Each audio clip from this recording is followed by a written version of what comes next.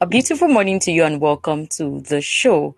Um, this is the newspaper review segment right here at Prime Media TV, and today we'll be having conversation around the Democracy Day celebration. As we all know, earlier today, the president of Nigeria, the president of President Bola Ahmed Tinubu, addressed Nigerians on the case or on the issue of democracy. And part of the many things that he highlighted in his speech is the fact that he gave tribute to our heroes, and the heroes he mentioned, amidst the many heroes he mentioned, is the person of MKO Abiola, Kudirat Abiola, the General Shehu Musa Yaradua, and also he gave tribute to the role of activists and journalists. But then, before we go into all of these tributes that he gave out um, to these people, let's hear part of the speech by Mr. President earlier today. Then we dive into the conversation. My fellow Nigerians, let me begin by congratulating all of us for witnessing the celebration of another Democracy Day today, the 12th day of June 2024. This year also marks our nation's 25 years of uninterrupted democratic governance. On this day, 31 years ago, we entered our rites of passage to becoming a true and enduring democratic society. Going through this passage was hard and dangerous. During the fateful 6 years, we fought and struggled for our natural rights as human beings, put on this earth by the divine hand of our Creator. We lost great heroes and heroines along the way. In this struggle, the winner of June 12, 1993 presidential election, Chief MKO Abiola, the most significant symbol of our democratic struggle, his wife, Kudirat, General Shehu Musa Yar'Adua, and Pa Alfred Iwani, amongst others, sacrificed their very lives. They bravely surrendered their fortunes so that our nation might have a better one.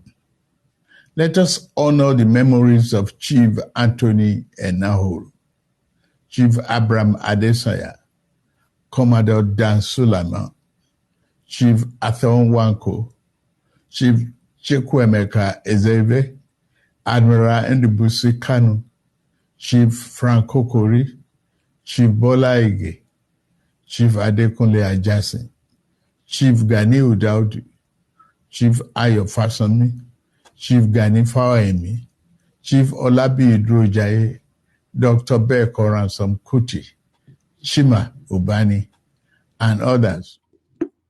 All right.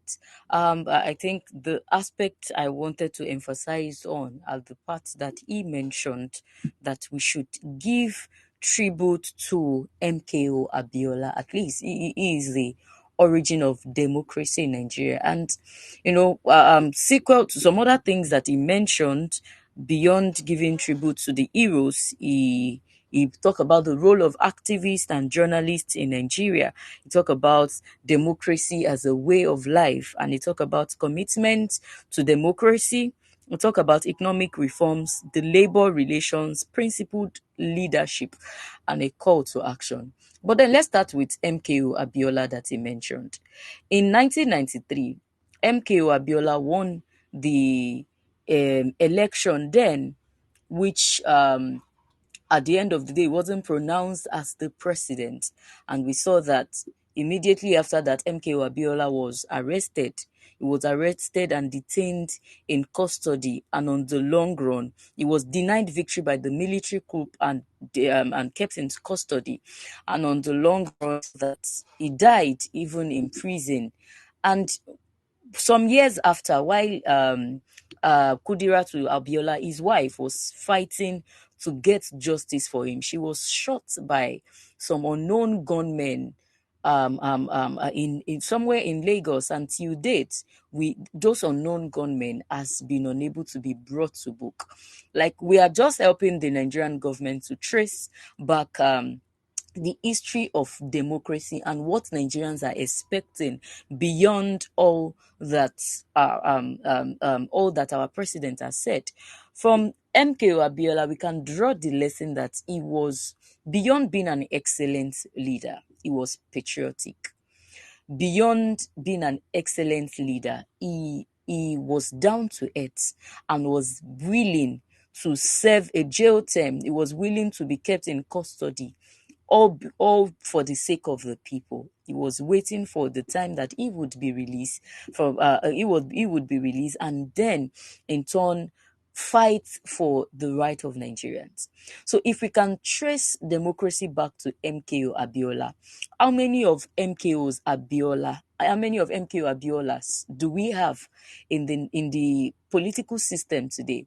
How many MKO Abiola do we have in our leadership today?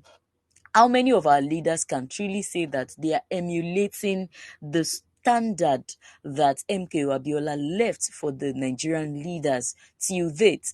First, we should know that MKO Abiola was a successful businessman. How many of our leaders today are truly serving the people and are not waiting for the remuneration they will be getting from the national treasury? How many of them? I mean, we've been talking about this democracy, we've been having conversation around it before now and up till date. We can see that democracy is supposed to be the government of the people, by the people, and for the people. So laying emphasis on tribute to our heroes that our president mentioned proud to the other part of the conversation that he dived into. How many of our leaders are truly selfless till date, like our leaders, like the likes of MK or Abiola, like the likes of Anthony Enaoro? How many of them are down to earth in that sense? Then Mr. President emphasized on the role of activists and journalists in ensuring the true democracy. We should note that since the President Bola Ahmed Tinubu's administration, as much as the journalists are the fourth realm of the estate, they ought to have every right to meddle in the affair of the government. They have every right to interfere in what the government are doing. They have every right to be the watchdog to the activities of the government. We should also not sweep under the carpet that over since the last 1 year, about 11, if not more, about 11 journalists has been arrested and detained without any reasonable reason why they are detained. Outside of that, one of the journalists that was arrested, one Mr. Daniel, he was talking about police brutality, and on the long run, this man was arrested without. He wasn't allowed to reach out to his family members. He wasn't allowed to reach out to anyone until they began to give. There was a press release from the organization he worked with before they finally realized that he was in the custody of the police. Till date, Mr. Daniel is yet to be out of the police custody. So if Mr. President is talking about the roles of journalists, we should also ask the reason why journalists were prevented from entering the Senate House recently, where journalists were prevented from entering the Senate House. To them, they're having a meeting that is supposed to be disclosed. What should be so discreet that journalists should not be aware of? So if he is talking about the role of journalists in ensuring true democracy, how come the media men were not allowed to grace the commissioning of the vice president's house that was recently commissioned in Abuja? How come journalists were not allowed in to know what happened? How come there was no media visibility as to the amount, as to the way they went about the commissioning, the questions that they were supposed to ask? I mean, Nigerians, we are supposed to be accountable to Nigerians. Our government are supposed to be accountable to us as government of the people, by the people, and for the people. How well, there was no visibility as to what went on in the commissioning. And here is Mr. President talking about the role of activists and the role of journalists in ensuring true democracy. These are things that Nigerians are expecting. But then, moving on, he mentioned democracy as a way of life. The question is, how well has this Nigerian government served the people? How well has democracy since the last 25 years been the government of the people, by the people, and for the people? Democracy is supposed to be that you hear feedback from your own people, you put you relate it with your stakeholders, relate it with your whoever you want to relate it with, and ensure that you give the people feedback. Currently in Nigeria, Nigerians are lamenting on hardship, they are lamenting on corruption, they are lamenting on infrastructure, they are lamenting on health sector. Back to back in Nigeria, since the last few weeks, since the last few months, the labor union has been lamenting about minimum wage. Their voice has not been heard. Nigerians are talking about insecurity. Over the weekend in Yobe State, there was a case of some people killed and hijacked by unknown terrorists, by unknown gunmen. Back to back in Benue State, there's been issues with kidnapping, issues with terrorism, and all of that. An insecurity issue is yet to be addressed fully. So if it is the government of the people, by the people, and for the people, it has to be that the government are doing things in relations to what the people are complaining about. And they are talking about commitment to democracy. No, it is not the work of the Nigerian people to stay committed to democracy. Our leaders are supposed to save us. And drawing lessons from the life of MKO Abiola, the one who started the true cause of democracy. Abiola was an exceptional leader. He went out of his way. He went to the point of going to prison, serving, being in detention, living a life that is, he was suffering. He suffered in prison, and on the long run, he died. And while his wife was seeking justice for him, she died in the process too. So how many of our leaders are willing to cut out excesses? How many of our leaders are truly laid down their lives for the Nigerian people? How many of our leaders has truly lived an exemplary life for the Nigerian people to emulate?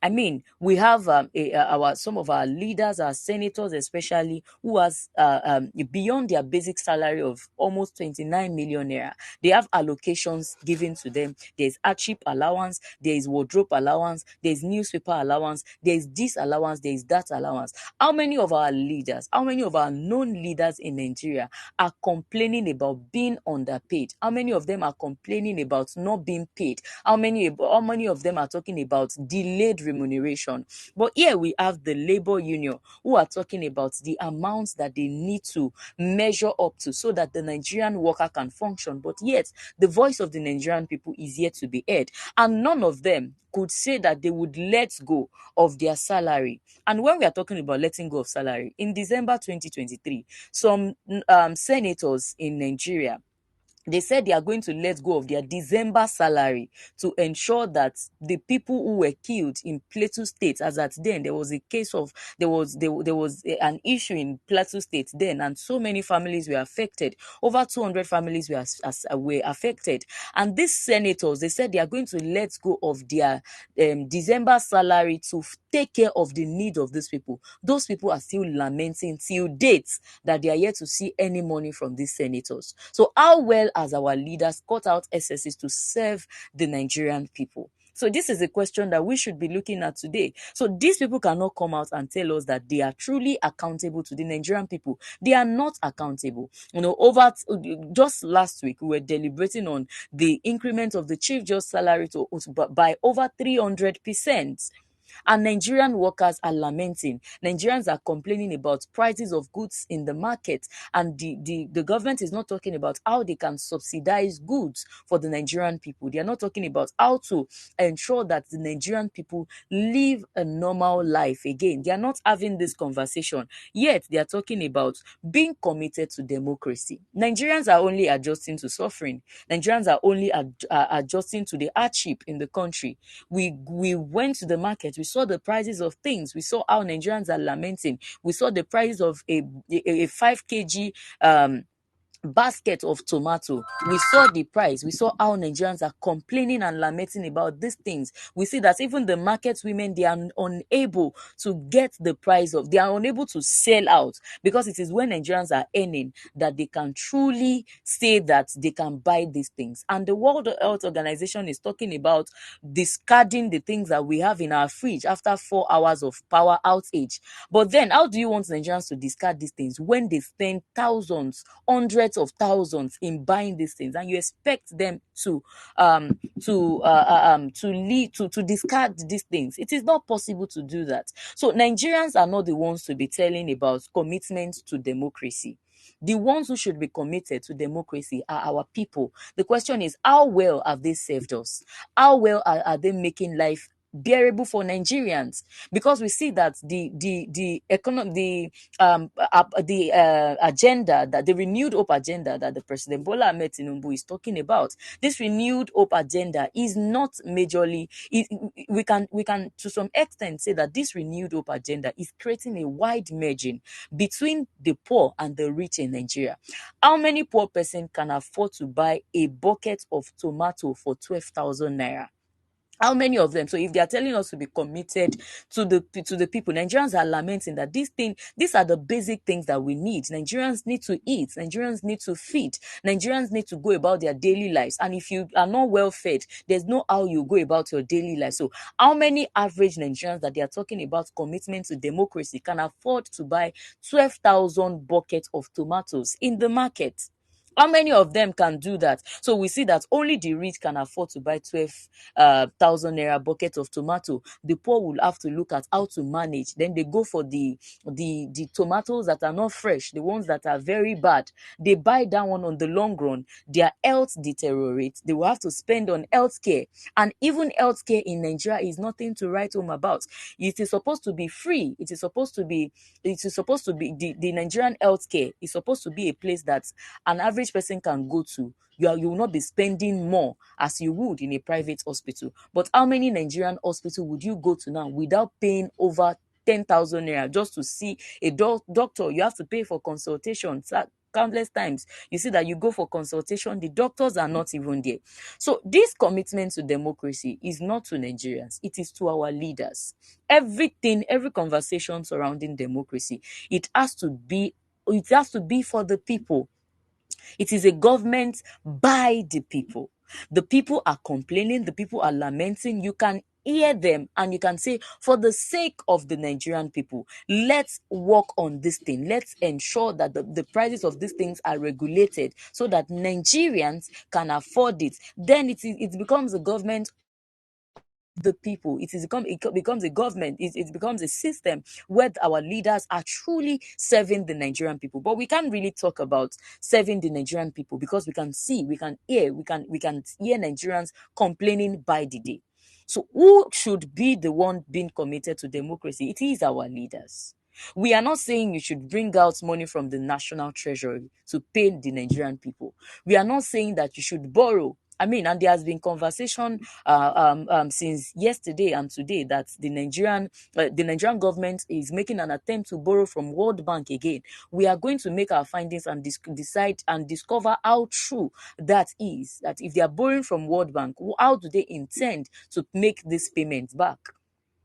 So we are not saying you should borrow from national treasury to ensure that Nigerian people are are fine. But we are saying that you can cut down cost of governance from you. Just yesterday, we had a conversation on the number of escorts that followed Mr. President to his apartment, to his building in Bodilon. Look at the number of those vehicles. Look at the people that are in there. Those people will be paid. Those convoys will be paid. They were not rented. Even if they are rented, it is money they will pay to them. Look at the money that we spend on frivolities, 90 billion naira on Hajj. These are money that can be invested into serving the Nigerian people. Yes, fine, you don't want to increase minimum wage, but can you create infrastructure, create an enabling environment that will ensure that the Nigerian people are getting what they ought to get at the time that they ought to get it? So these are the conversations that we are having. We are not saying take from national treasury, but cut down excesses. Imagine removing 9 million naira from each of our senators that are earning over 20 million naira in a month. Imagine removing 9 million naira out of the total number of senators that we have. Imagine cutting down that. Imagine that they don't have to increase the chief judge salary by 300%. That 300%, add it up, use it to create infrastructure. But thereby, by doing that, you are creating an employment opportunity for Nigerians. But these things are not happening. You are making policies that is favoring you and creating a wide margin between you and the people that you are serving. So we can't say this is true democracy. And then moving on, he talked about economic reforms. And he said he acknowledged the economic challenges facing Nigeria and highlight ongoing reforms aimed at creating a stronger economic foundation for future growth. The question is that what are the policies that is putting in place to ensure that they tackle the real life issues that Nigerians are going through? So all of this economic reform cannot be translated if Nigerians cannot see it. The truth is that the real Nigerians that are suffering, they are not in air-conditioned apartments. The true Nigerians that are complaining about the hardship in the country, they are in the market space. They are on the streets. They are in the urban areas. They are in places where you hardly see the media reach out to. These are the Nigerians that are complaining. So all of these things, even Mr. President said himself that it is not statistics that the Nigerians will eat. Nigerians will not eat statistic, but the fact remains that Nigerians cannot even afford basic living. They can't afford it, and they are talking about the economic reforms that they are putting in place. And he further addressed labor. And this brings me to the conversation on NLC. The NLC chairman, Joe Ajaero, he was saying that they are waiting for Mr. President to speak. And really, all Nigerians have been anticipating this speech, that he would say that what the tripartite committee tabled as 62,000 naira for minimum wage is not what I want. For the sake of the Nigerian people, let's increase it to 100,000 naira. But this is not what he said. He said he would table this the document. He will table it before the lawmakers. They should pass it into law. The question is that what exactly are they passing into law? Have we reached a conclusion that 62,000 naira is the minimum wage that the Nigerian workers should be getting?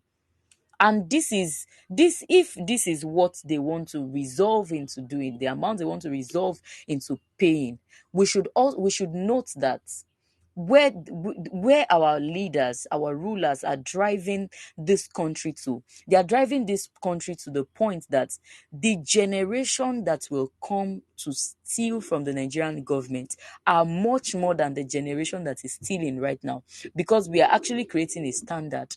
And we started this conversation first that how many of our leaders are following the standard that was laid down by MKO Abiola. So our leaders should know that they are laying a standard for the future of Nigeria. They are laying a standard for the future of those who would take over governance, because these people are seeing that you can do certain things in the country and you can get away with it, that you can steal 80 billion naira and you can still be moving about. You can steal 500 billion naira. The case of Beta Edu, we are yet to hear the conclusion about Beta Edu. You can steal it and get away with it. There is a case of Emefiele that is yet to reach conclusion. You can do all of those things and get away away with it. There is the case of our Senate president, who, while he was the governor of Akwa Ibom, he embezzled some money and he was charged to come and give account of that money. He said he had pneumonia. Until date, let's assume that Akpabio is still having pneumonia. We are yet to, he is yet to account for that money. There is a case of budget padding, 1.3 trillion naira. We are yet to hear about it. And these people are saying that you can steal all of this money and you can get away with it. We are talking about the issue of Bayero and Sanusi in the Emir Toso in Kano State. But we should not forget that Sanusi had issues with embezzlement. That was why he was retrenched as the governor of CBN. We are yet to account for all of that. And this generation that is coming, they are saying that if you can do these things, if you can do these things and get away with it, it means you can eat your cake and have it in Nigeria. Then our leaders are building the mind of these people that as soon as you get into governance, these are the things that you can do. You can even do beyond that, and nobody will hold you for it. After all, one of our senator, Alain Dume, was saying that you should not call a person who steal a million a thief. You should consider killing anyone who steal in billion, anyone who steal in trillion. These are the people you should consider killing. He gave a justification for their action, and these people that will be going into governance in the next 10 years, in the next 20 years, in the next 30 years, they can see the examples that these our rulers are laying down. That you can be a civil servant in Nigeria and you can choose not to go to work, and yet you will be paid. You can be a government worker in Nigeria. You can choose to go to work once in a week, or you can ask somebody to sign in for you, and nobody will hold you for that. You get to collect your money. We are molding something in the life of the people who are coming after this administration. So for whatever it is that they are doing, they should know that they are setting up a standard. And democracy is not something that the Nigerian people are celebrating. It is only our leaders that seems to be celebrating democracy. Because we were on the streets and we could hear the thoughts of Nigerians. Nigerians are saying we are not celebrating democracy.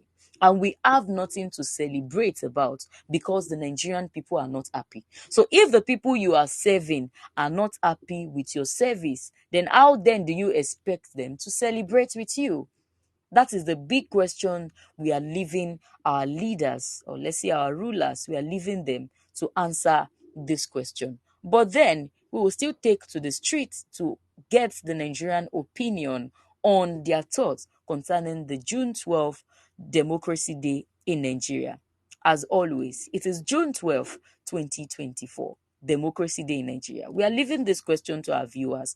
What do you think Nigerians should be celebrating on a day like this? You can do well to drop your thoughts on our social media platform, on Facebook, Prime Media TV, on Instagram and TikTok, Prime Media Studios, on the website where you're currently watching us, enginespeak.com, and you can do well to follow us on YouTube.